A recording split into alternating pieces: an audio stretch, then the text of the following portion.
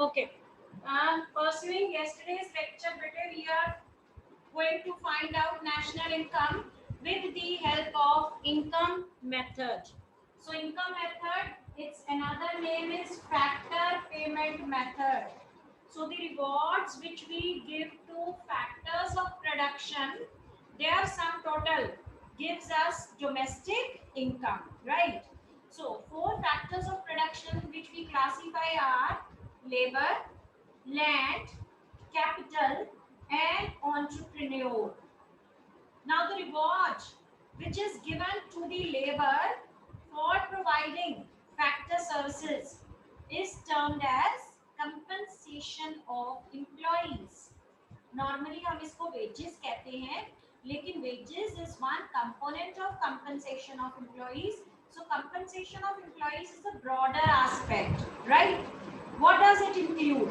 It includes बेटे wages and salaries in cash, wages and salaries in kind. ठीक है, wages and salaries in cash, यानी आपको cash जितना मिलता है, आपका एम्प्लॉयर जितनी आपकी सैलरी आपके अकाउंट में क्रेडिट करता है, या आपको जितनी वो अपने आपके हाथों में पकड़ा देता है. It includes basic salary plus all kinds of allowances. हर एम्प्लॉय को बेटे अलॉन्ग विद बेसिक सैलरी कुछ अलाउंसेस मिलते हैं, जैसे house rent allowance, dearness allowance. ठीक है, वो सब इंक्लूड करके जितनी भी वेजेस इन कैश मिलती हैं वो कंपनसेशन का पार्ट है. दूसरा, wages and salaries in kind.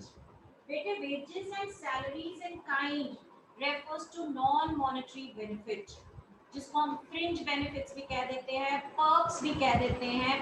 जैसे कि फ्री लंच आपको मिल रहा है, या रहने को घर फ्री मिल रहा है जिसका एम्प्लॉयर रेंट नहीं ले रहा, और you are being provided with free medical facilities. ठीक है, फ्री मेडिकल फैसिलिटीज अगर आपको मिल रही है, ये सब वेजेस इन काइंड है. ठीक है, उसको हमने कंपनसेशन का पार्ट मानना है. तीसरा बेटे employers contribution to social security schemes. Employer हमारे प्रोविडेंट फंड में, हमारे ग्रेच्युटी में, हमारे इंश्योरेंस में जो भी कंट्रीब्यूशन करता है, वो भी क्योंकि हमारी सर्विसेज के बदले ही कर रहा है, so that is again a part of compensation of employees. Certain exceptions are there, certain things which you should know should not be included while estimating compensation. कई बार आपको कुछ ऐसे कंपोनेंट्स दिए होते हैं कि आपको कंफ्यूजन हो जाती है कि हाँ ये भी कंपनसेशन का ही पार्ट लग रहे हैं, लेकिन वो नहीं होते हैं. तो वो मैं आपको और पहले ही बता देती हूँ. First, protective goods. आप क्विक नोट्स में अपने लिख लीजिए, protective goods provided by employer. जैसे बेटे एक हॉस्पिटल है, उसमें डॉक्टर्स और नर्सेस काम कर रहे हैं, तो उसका एम्प्लॉयर जो है डॉक्टर्स को surgical gown, surgical gloves, nurses को उनकी यूनिफॉर्म प्रोवाइड करता है, और आजकल जैसे पीपीई किट्स प्रोवाइड की जाती है.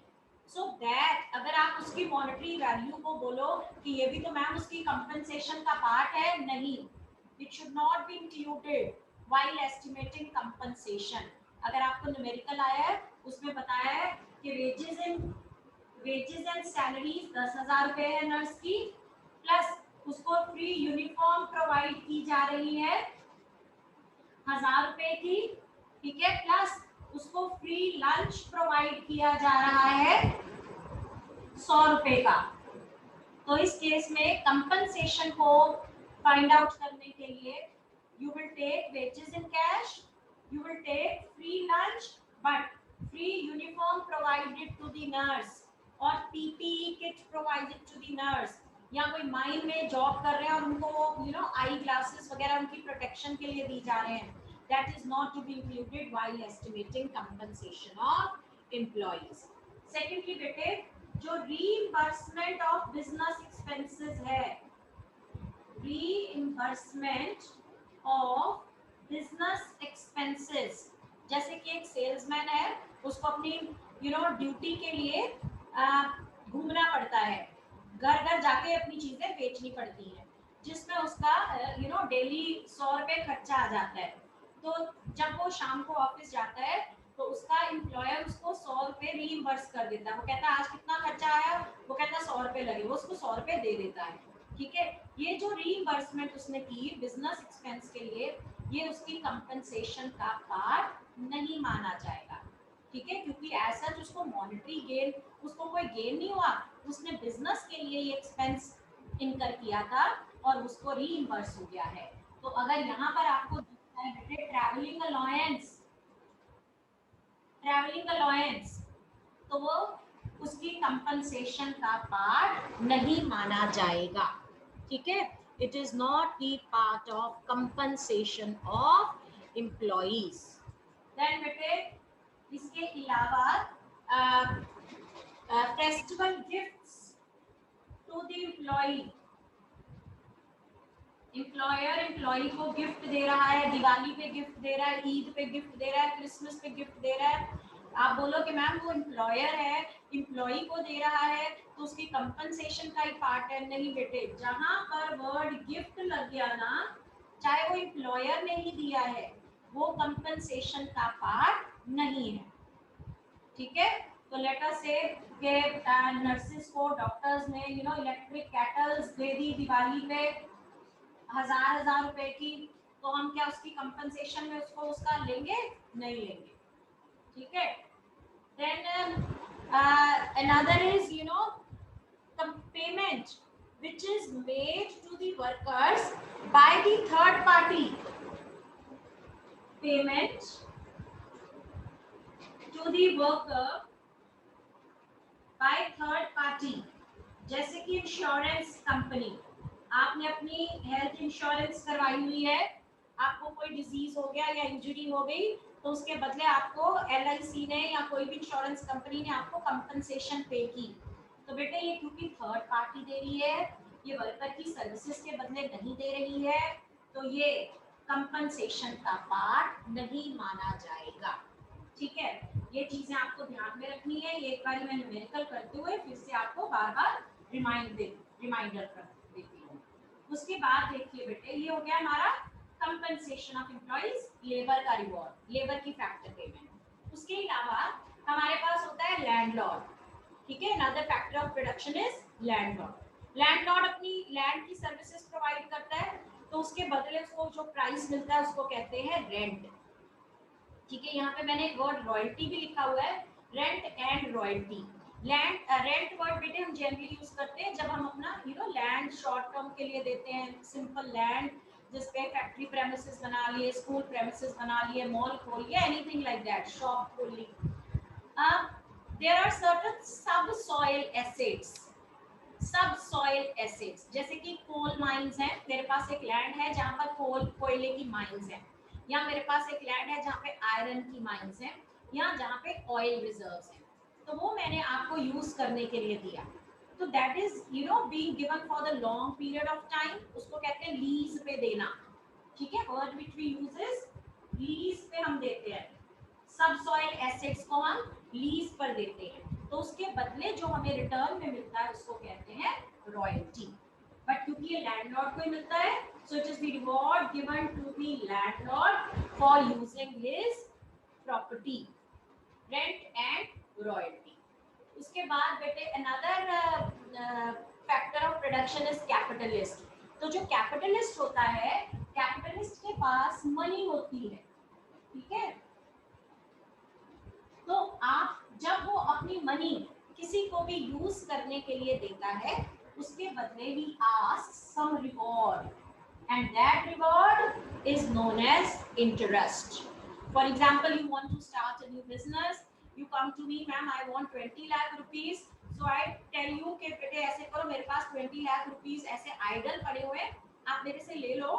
ठीक है, आप मेरे को हर महीने इतना इंटरेस्ट देते जाना, because you are using my funds। ठीक है, so here I am acting as a capitalist and I am getting reward for letting my money, letting you use my money, and the reward will be known as interest. So this is another factor of production and another factor payment. उसके बाद बेटे entrepreneur, entrepreneur कौन होता है? Entrepreneur वो factor of production होता है जो सारे फैक्टर्स, लैंड, लेबर, कैपिटल को इकट्ठा करता है, ऑर्गेनाइज करता है और बिजनेस को स्टार्ट करता है और रिस्क उठाता है।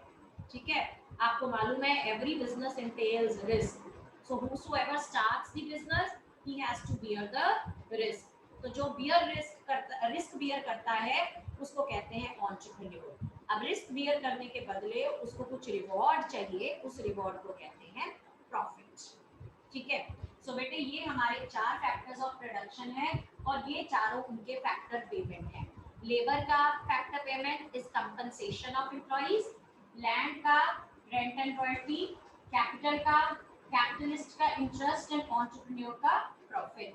ठीक है, अब नेशनल इनकम व्यू पॉइंट से हम क्या करते हैं, हम लेबर के रिवॉर्ड को एक तरफ रख लेते हैं, that is compensation of employees, और ये जो 3 फैक्टर्स ऑफ प्रोडक्शन है, लैंड, कैपिटल एंड एंटरप्राइज, इन तीनों की फैक्टर पेमेंट को एक कलेक्टिव नाम दे देते हैं, that is operating surplus. Right, what is operating surplus? It is the sum total of rent and royalty, interest and profit। ठीक है, how do we define operating surplus? बेटे operating surplus is the income from property and entrepreneurship, income from property and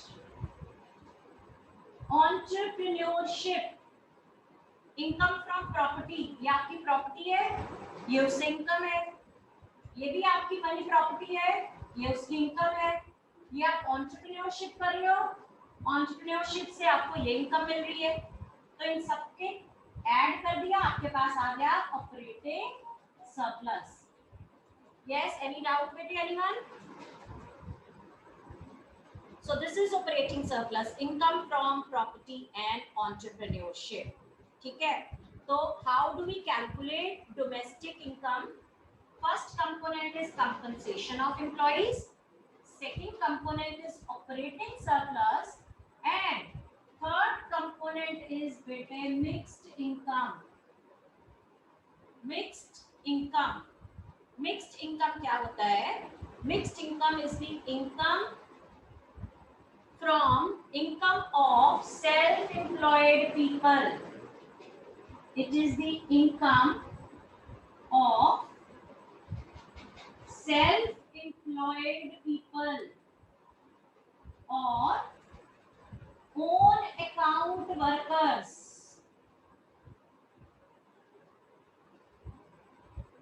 own account workers।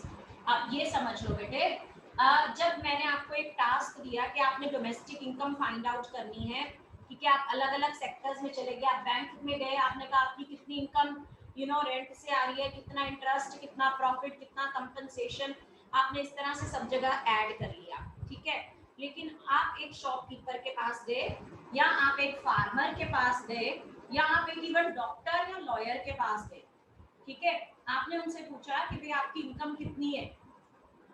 अब जो self employed worker हैं बेटे, क्योंकि उन्होंने अपने आप को खुद एम्प्लॉय किया हुआ है, खुद ही अपने काम कर रहे हैं, खुद ही अपनी कैपिटल भी इन्वेस्ट की होती है मैनी टाइम्स, और मैनी टाइम्स वो अपने लैंड के ऊपर ही, जो उन्होंने शॉप खोली है वो उनका अपना लैंड होता है, ठीक है, वो उसके ऊपर ही वो काम करना शुरू कर देते अपनी कैपिटल इन्वेस्ट करके।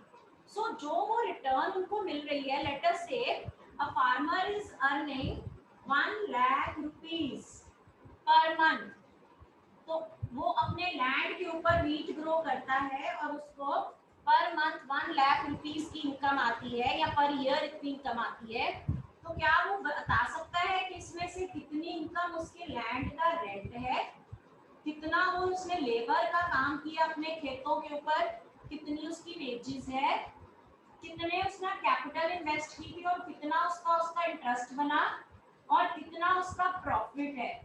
नहीं, वो ये नहीं बता सकता। ठीक है, अगर आप में से किसी के भी मदर बुटीक रन कर रहे हैं, या पापा शॉप में काम कर रहे हैं, या डॉक्टर है या लॉयर है, ठीक है। यू आस्क देम, पापा आपकी कितनी इनकम रेंटल इनकम है, कितनी आपकी लेबर की वेजेस है, सारा दिन आप काम करते हो, कितना आपका प्रॉफिट है, और कितना आपने आपने जब स्टार्ट किया था बिजनेस कितने पैसे इन्वेस्ट किए थे। उन्होंने कहा 20 लाख रुपए। तो आप पूछोगे कितना आपका इंटरेस्ट हुआ, ठीक है। he won't be able to tell. So that's why this is another component of domestic income. We call it mixed income because large segment of our economy comprises of self-employed people, right? So हमारा तीसरा component जो domestic income का आ जाता है, that is mixed income. Any doubt anyone till now? So बेटे domestic income is a sum total of compensation of employees, operating surplus and mixed income. So these are the broader aspects. If you're not given compensation of employees, then domestic income is a sum total of wages and salaries in cash, wages and salaries in kind, employers' contribution to social security scheme, plus rent and royalty. If you're not given operating surplus, this is how you will calculate domestic income. Wages and salaries in cash plus wages and salaries in kind plus employers' contribution to social security schemes plus rent and royalty plus interest plus profit. This gives you what? Operating surplus. With this you add mixed income, you get domestic income. Now another thing, कई बार बेटे profit भी total profit नहीं given होता, तो profit के components given होते हैं। Let's see what are the profits, components of profit. Can anyone tell me what are the components of profit? These are the components of profit: dividend, corporate tax, corporate savings. So these give you operating surplus, you have compensation of employees, you have operating surplus, you add mixed income, you get domestic income. Now if you are interested in finding out national income, what you will do, you will just add net factor income from abroad, NIFA, to domestic income, right? अगर net factor income from abroad minus में है तो minus हो जाएगी, अगर plus में है plus हो जाएगी, अगर निफ्टा है net factor income to abroad है तो वो डोमेस्टिक इनकम में से माइनस हो जाएगी, and you will get national income.